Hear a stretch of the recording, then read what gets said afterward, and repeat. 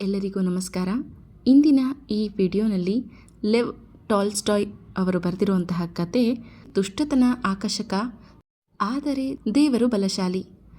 ಈ ಕಥೆಯಲ್ಲಿ ಟಾಲ್ಸ್ಟಾಯ್ ಅವರು ಒಬ್ಬ ದಯಾಳು ಯಜಮಾನನ ಬಗ್ಗೆ ಮತ್ತು ಅವನ ಗುಲಾಮರ ಜೀವನವನ್ನು ವಿವರಿಸ್ತಾ ಇದ್ದಾರೆ. ಆ ಯಜಮಾನ ಒಳ್ಳೆ ದಯಾಳು ಆಗಿರ್ತಾನೆ, ನ್ಯಾಯದ ಪರವಾಗಿ ಮಾತಾಡುವಂಥವನಾಗಿರ್ತಾನೆ. ಅವನು ಯಾವತ್ತಿಗೂ ಕೂಡ ತನ್ನ ಗುಲಾಮರನ್ನು ಕೆಲಸದವರು ಅಂತ ಕೇವಲವಾಗಿ ಕಾಣ್ತಾ ಇರೋದಿಲ್ಲ.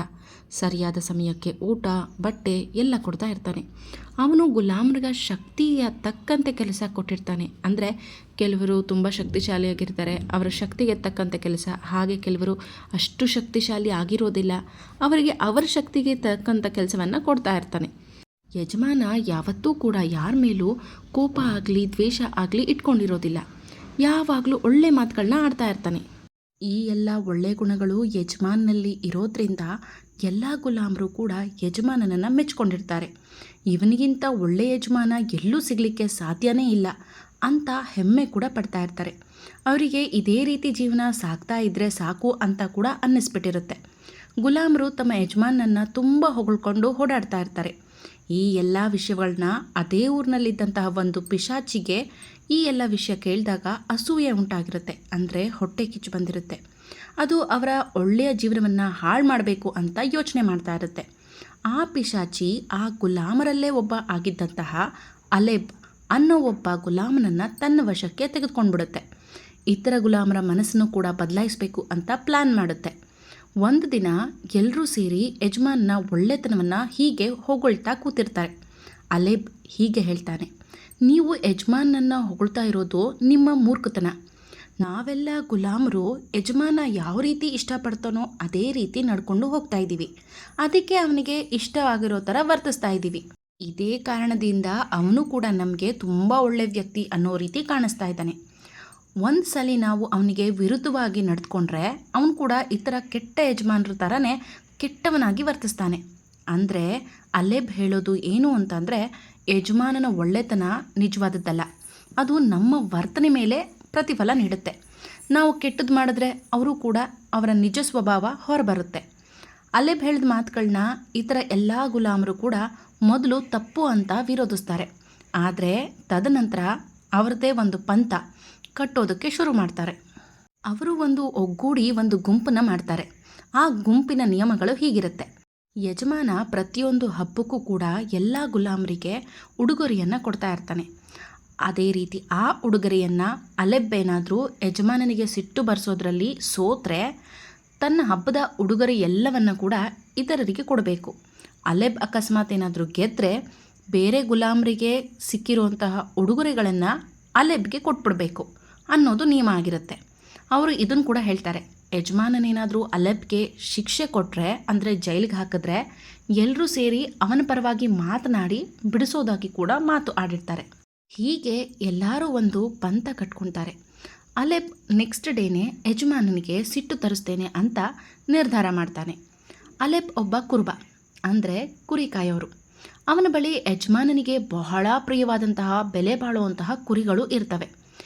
ಒಂದು ದಿನ ಯಜಮಾನ ತನ್ನ ಅತಿಥಿಗಳನ್ನು ಕರ್ಕೊಂಡು ಬಂದು ತನ್ನ ಅತ್ಯುತ್ತಮ ಕುರಿಗಳನ್ನು ತೋರಿಸ್ಬೇಕು ಅಂತ ಅಂದ್ಕೊಳ್ತಾನೆ.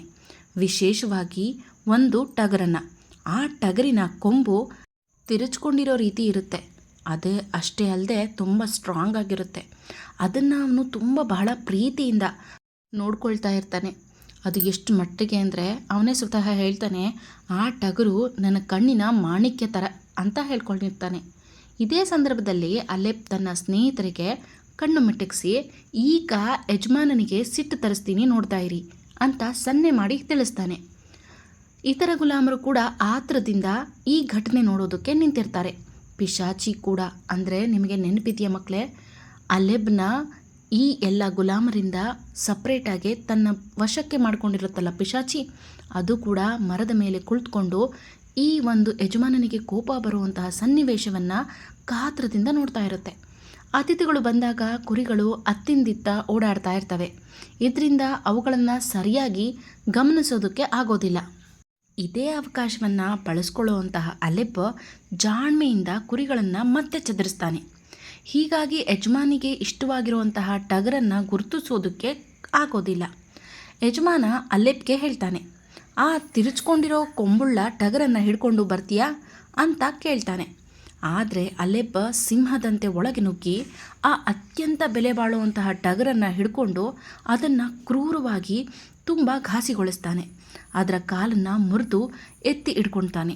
ಈ ಒಂದು ಸ್ಥಿತಿಯನ್ನು ನೋಡಿದಂತಹ ಅತಿಥಿಗಳು ಮತ್ತು ಗುಲಾಮರು ತುಂಬ ದುಃಖ ಪಟ್ಕೊಳ್ತಾರೆ. ಅಯ್ಯೋ ಅಂತ ಕಳವಳಗೊಳ್ತಾರೆ. ಆದರೆ ಮರದ ಮೇಲೆ ಕುಳಿತಿರುವಂತಹ ಪಿಶಾಚಿಗೆ ತುಂಬ ಸಂತೋಷ ಆಗುತ್ತೆ. ಯಾಕಂದರೆ ಅಲೆಬ್ ತನ್ನ ಪ್ಲ್ಯಾನಿಂಗ್ನಲ್ಲಿ ಯಶಸ್ವಿಯಾಗಿ ನಡೆಸಿರ್ತಾನೆ. ಅಲೆಬ್ ಮಾಡಿದಂತಹ ಕ್ರೂರ ಕೃತ್ಯವನ್ನು ನೋಡಿ ಯಜಮಾನಿಗೆ ಮೊದಲು ತುಂಬ ಕೋಪ ಬರುತ್ತೆ. ಆದರೆ ಸ್ವಲ್ಪ ಹೊತ್ತು ಮೌನವಾಗಿ ಯೋಚನೆ ಮಾಡ್ತಾನೆ. ತನ್ನ ಕೋಪವನ್ನು ಕಂಟ್ರೋಲ್ ಮಾಡ್ಕೊಳ್ತಾನೆ. ಸ್ವಲ್ಪ ಸಮಯ ಕಳೆದ ನಂತರ ಯಜಮಾನ ಮಾತಾಡ್ತಾನೆ. ನಿನ್ನ ಯಜಮಾನ ಅಂದರೆ ಅಲೆಬ್ನ ಯಾರು ಈ ರೀತಿ ಮಾಡು ಅಂತ ಪ್ರೋತ್ಸಾಹಿಸಿ ಕಳಿಸಿರ್ತಾರೋ ಅಂದರೆ ಪಿಶಾಚಿ, ನನಗೆ ಸಿಟ್ಟು ತರಿಸೋದಕ್ಕೆ ಪ್ರಯತ್ನ ಪಡ್ತಿದ್ದಾನೆ. ಆದರೆ ನನ್ನ ಯಜಮಾನ ಅಂದರೆ ನಾನು ನಂಬಿರೋ ದೇವರು, ಅವನಿಗಿಂತ ಬಲಶಾಲಿ ಅಲ್ಲ ಈ ನಿನ್ನ ಯಜಮಾನ ಅಂತ ತಿಳಿಸ್ತಾನೆ. ನಾನು ನಿನ್ನ ಮೇಲೆ ಕೋಪ ಮಾಡ್ಕೊಳ್ಳೋದೇ ಇಲ್ಲ. ಇದಕ್ಕೂ ಮೀರಿ ಯಜಮಾನ ಅಲೆಬ್ಗೆ ಯಾವುದೇ ಪನಿಷ್ಮೆಂಟ್ ಕೂಡ ಕೊಡೋದಿಲ್ಲ. ಅವನನ್ನು ಸ್ವತಂತ್ರವಾಗಿ ಬಿಡುಗಡೆ ಮಾಡಿಬಿಡ್ತಾನೆ. ಜೊತೆಗೆ ಹಬ್ಬಕ್ಕೆ ಕೊಡಬೇಕಾಗಿದ್ದಂತಹ ಉಡುಗೊರೆಗಳನ್ನು ಕೂಡ ನೀಡ್ತಾನೆ. ಈ ಎಲ್ಲ ಘಟನೆಯನ್ನು ನೋಡಿದಂತಹ ಅತಿಥಿಗಳು ಹಾಗೆ ಗುಲಾಮರು ತುಂಬ ಆಶ್ಚರ್ಯಪಡ್ತಾರೆ. ಪಿಶಾಚಿ ತನ್ನ ಪ್ಲ್ಯಾನಿಂಗ್ನಲ್ಲಿ ಸೋತಿರೋದ್ರಿಂದ ಕೆಳಗೆ ತೊಪ್ ಅಂತ ಬಿದ್ದುಬಿಡುತ್ತೆ. ಈ ಕಥೆಯ ಮೂಲ ಉದ್ದೇಶ ಏನು ಅಂದರೆ, ಒಳ್ಳೆತನ, ಸಹನೆ ಹಾಗೂ ಕ್ಷಮೆ ದುಷ್ಟತನಕ್ಕಿಂತ ಶಕ್ತಿಶಾಲಿ. ನಾವು ನಮ್ಮ ಜೀವನದಲ್ಲಿ ಕೋಪಕ್ಕೆ ಆದ್ಯತೆ ಕೊಡ್ದಿರ ದಯೆಯನ್ನು ತೋರಿಸಿದ್ರೆ ದುಷ್ಟತೆ ಸೋಲುತ್ತೆ. ನಿಜವಾದ ಬಲ ಅಂದರೆ ಮನಸ್ಸಿನ ಶಕ್ತಿ ಮತ್ತು ಕ್ಷಮೆ. ಒಟ್ಟಿನಲ್ಲಿ ಹೇಳೋದಾದರೆ, ಒಳ್ಳೆಯ ಹೃದಯದ ಮನುಷ್ಯನು ಯಾವಾಗಲೂ ಗೆಲ್ತಾನೆ ಇರ್ತಾನೆ. ಅವನಿಗೆ ಸೋಲು ಯಾವತ್ತೂ ಸಿಗೋದಿಲ್ಲ.